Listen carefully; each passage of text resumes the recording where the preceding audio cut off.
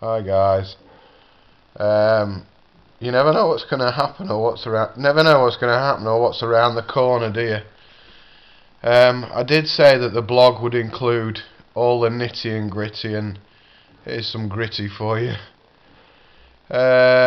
Before I go any further, I want to say that everything in this video, it is no way a dig at anybody or anything. It's just the way it is here on Corfu. This is all about being prepared. Last night we went out, we went to the darts match, we won 11-2. That was about the only good thing that happened last night.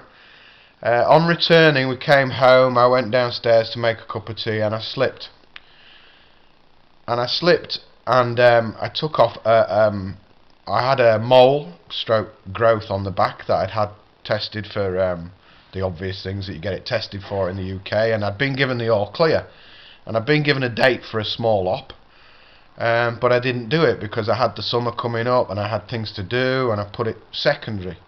Anyway, when I slipped last night, I took this off on the edge of the stair, and unbeknown to me, there was an artery directly below the mole. So unfortunately Sarah was faced with arterial bleeding. Now if you've ever watched a horror movie, you'll all have a good idea what that is. It's a lot of blood and it comes out very quickly. God bless her, she dealt with it.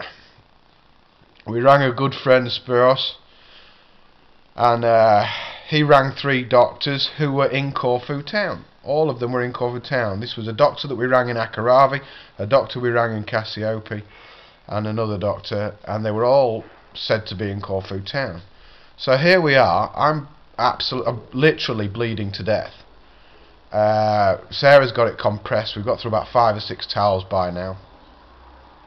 And anyway, Spiros eventually has to go off, get some petrol, so we're thinking about petrol in the car. Always make sure you've got petrol in your car. Always, because we nearly got caught out with that. Phone batteries, always make sure you've got battery on your phone. Ours just lasted, and my phone's recharging right this minute.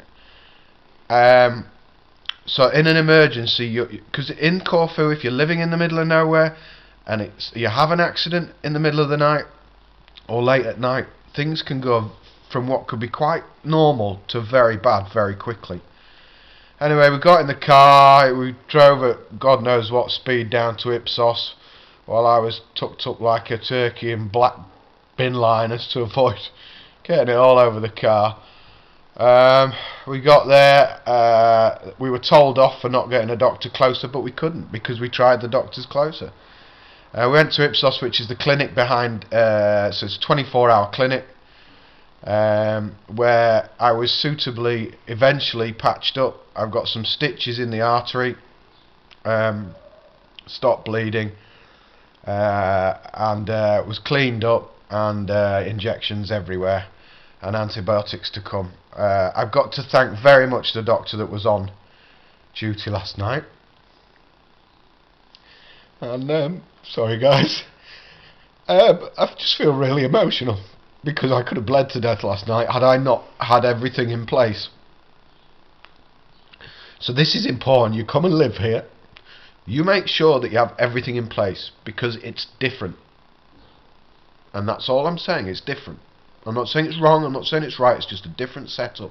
And if you have to deal with an emergency, then you need to be ready for it.